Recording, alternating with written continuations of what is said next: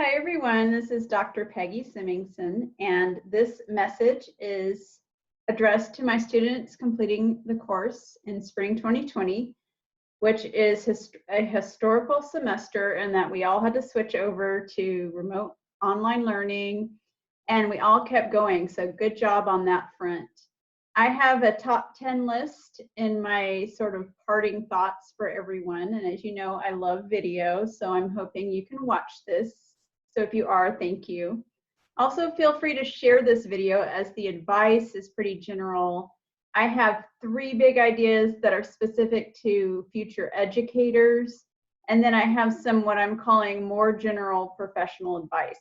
So 7 more for top 10. So my first one is very general, but it's really powerful. So it takes a village to raise a child. Sometimes future teachers feel like they have to do it all, like they have this big responsibility, and you do as a future teacher, but remember that you are a student now and you will one day be a teacher, and it really takes all of us together. And I think we're seeing that now with this pandemic. We have to all unite, pull together. It's a team effort here. So really just kind of seeing yourself as a student, and remember you're going to be part of a team when you become a teacher. So always be prepared as you can, but know that you'll be working in collaboration with other people to help educate children. Also, and remember why you're here. So remember why you started out wanting to be a teacher and planning to be a teacher. Keep the bigger focus in mind and remember your mission. Okay, number 3, it has to do with mentoring. Find your own mentors, even if they aren't right in front of you or even at your workplace. So I actually have people I follow online that I've never met that are mentors to me. So people that give great advice, people that, really do interesting things, that are credible sources. These can serve as mentors, even if you don't ever meet them, or you may interact with them. You may end up chatting in the same teacher group or whatever. So finding your own mentors beyond, the ones that you're assigned or whatever. So sometimes mentors serve different purposes. I actually find myself, for instance, watching videos of people who have good advice. And then at other times, there are people who I've kept in touch with for many, many years who serve as mentors as well. So there's all kinds of reasons why you might find your own mentors or maintain previous mentors. Okay, now on to the more general professional advice. These are much more general, kind of beyond the course. And so don't doubt yourself. And I need to take this advice also a little more. Take the next step and aim high with your goals. So for instance, somebody planted a seed in my head a long time ago about being a reading specialist. And for the longest time, I kind of put that on the back burner. And then one day I'm like, this person, when I was an undergrad, told me they were a reading specialist. That sounds really interesting. So I looked into it and I went down a whole different road. And here I am studying literacy, focusing on literacy.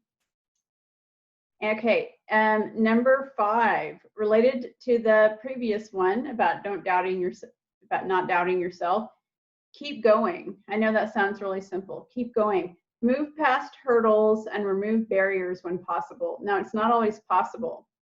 Sometimes you have to work around barriers.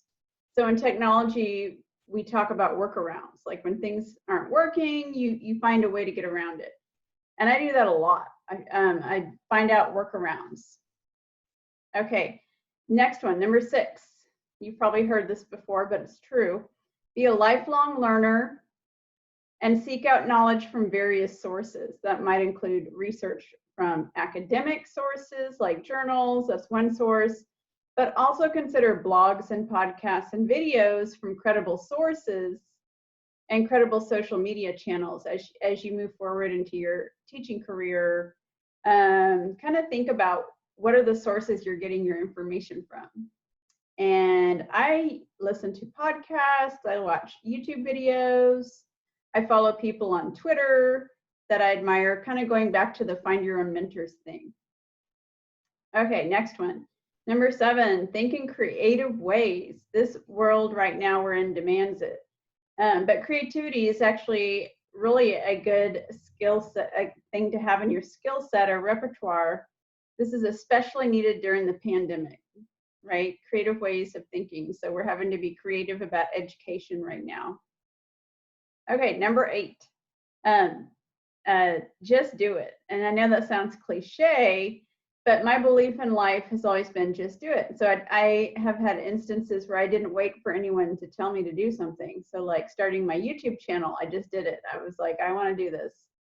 So I started it. Or when I decided to pursue further education, I just did it. I had to find resources, but I really wanted to do it.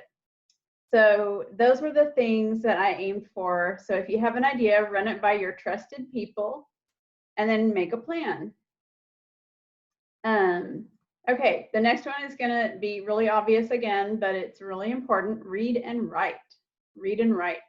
So keep reading and writing. Even as you are busy, just find little bits of time, set up a reading nook, get a journal, even if it's, pen and paper, and write and read.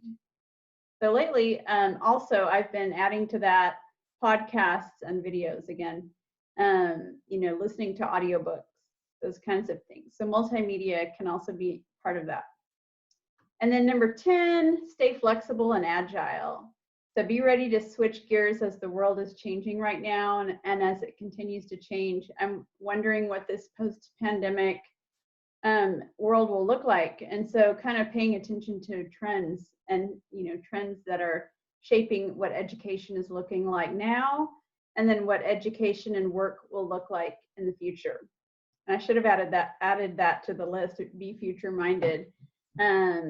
So staying aware of the way the world is changing right now, I think is really crucial. So I hope you all have a great summer and have a great teaching career as well.